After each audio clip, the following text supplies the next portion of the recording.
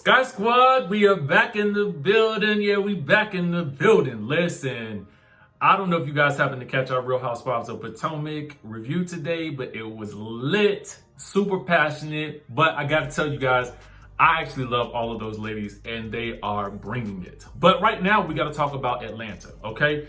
And the Atlanta ladies are bringing it as well, especially Sidora and a former Real Housewives of Atlanta lady, Nene Leakes. So we're going to get into all of the news surrounding both of those ladies, but let me know if you happened to watch last night's episode. Now, we're not going to get into a specific review of that episode right now, but we are going to talk about some of the news surrounding the episode. So we're going to get into everything that's happening today, okay? And a little bit of last night.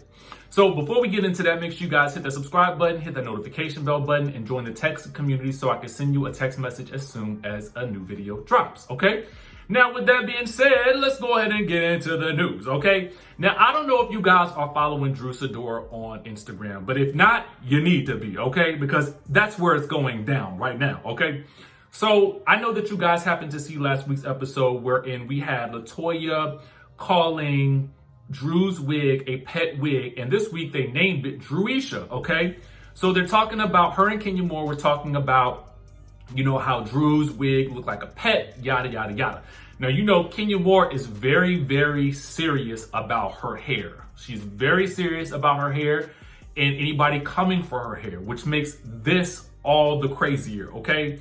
So for me, it's just kind of like one good turn deserves another. And apparently Drew felt like that as well, because Drew posted this photo right here on Instagram last night.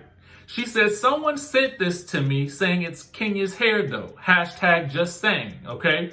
And then she wrote in the comments, hashtag Kenya Moore hair care, right? So in this photo, it's a photo of Kenya. It appears to be Kenya, allegedly, okay?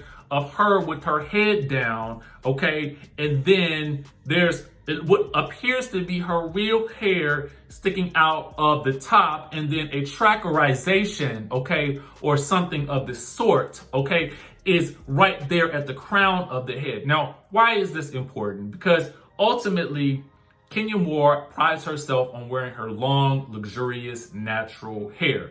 So Drew is obviously taking a shot here at that, which I'm gonna go ahead and say, guys, I don't know how that's going to work out for her. It didn't work out well for Tanya when Tanya, you know, brought the wig out. So I don't know how this is going to work out for her. But some people would say one good turn does deserve another. Okay, so let me know what you guys think in the chatterization down below. Did she take it too far?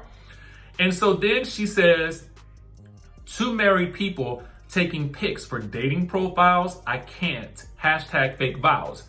And basically what she was commenting on appears to be as Kenya Moore in the episode is speaking with LaToya about possibly, you know, dating and whatnot. And, you know, LaToya is trying to take photos of her for some type of online dating profile. It appears as though Drew is taking a shot at that, furthering the discussion about whether or not people who are separated should be dating other people. Now, I guess that's a personal preference because, you know, I could never tell one married person what to do when they're separated and what not to do. You know what I'm saying? I don't make up those rules. I feel like the two people involved make up those rules. But what do you guys think? Let me know in the comment section down below, okay?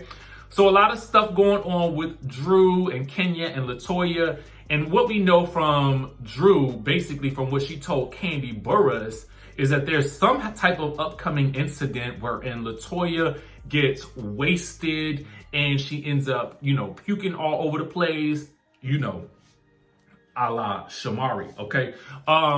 And Drew ends up having to help her out. So she's just curious as to why LaToya, you know, has been coming for her so much this season. And I'm assuming we'll see a lot more of that play out as the season goes along. So I don't know what's about to happen, but you know, it's looking real crazy. It's looking real crazy, okay? So next, we need to move on to Miss Lanithia Leakes, okay? So Nene Leakes is back in the news right now. And it's because she is asking fans to boycott Bravo, okay? So let's get into a little bit more of what's actually happening, all right? Now, if you guys follow Nene Leakes on Twitter, you will see that she says, y'all ready to start this boycott yet? What has happened behind the scenes is wrong. While others are being promoted, Black women who created shows, created genres, built franchises, and built networks were being demoted. Turn off your TVs. She says, sign the petitions when you see them. Repost the boycott flyers when you see them. Turn off your TVs. And so someone tweeted, I think it was Housewives 3.0 tweeted, and then Nene retweeted, and Michael D grabbed production boo-boo and pushed them, yet he's still able to film Let It Make Sense.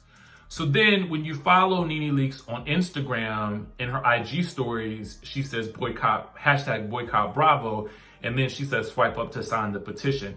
Now, if you go to the petition, which is on change.org, there is a petition that says boycott Bravo TV, NBC Universal. So that's not only Bravo TV, but also NBC Universal. And so there are people that have signed the petition, and it's saying that the petition is putting Bravo TV on notice that fans of the shows Real Housewives of Atlanta and Married to Medicine hold them accountable for their dirty deeds, particularly as it relates to the unfair and biased treatment they have displayed towards their African-American talent, more specifically Nene Leakes and Mariah Huq. Okay, now it goes on to state about how both of them have been disrespected and they're underappreciated. And, you know, it goes into a lot of what the two ladies have done for the network. So I'm just curious. I want to know what happened behind the scenes that we did not know about. I felt like something triggered this action or reaction in some way, shape, or form. And we, as the fans, I mean, at least I'm not privy to what exactly happened, and I may never be privy to what exactly happened for that matter. But what I do know is it would be sort of nice to see what has happened in a more detailed way, in terms of hearing the ladies speak for themselves about the matter. You know, whether it is taking again to another, you know, show or talk show to sort of really lay out what just recently happened to spark this. It would just be nice to know, you know, what's the motivation? What's the end goal here? What do you really want to happen? And is there a way to work it out so that all parties are satisfied? You know, that's just a good question to ask, because if there's a resolution where everybody's happy, I'm all for that. I'm all for the win-win, but I need to know what's actually going on, okay? And many fans may wonder what's going on. So I don't know. What did you guys think about this whole situation? Let me know in the comment section down below. We'll be on the lookout to see if there's any more information or any more intel.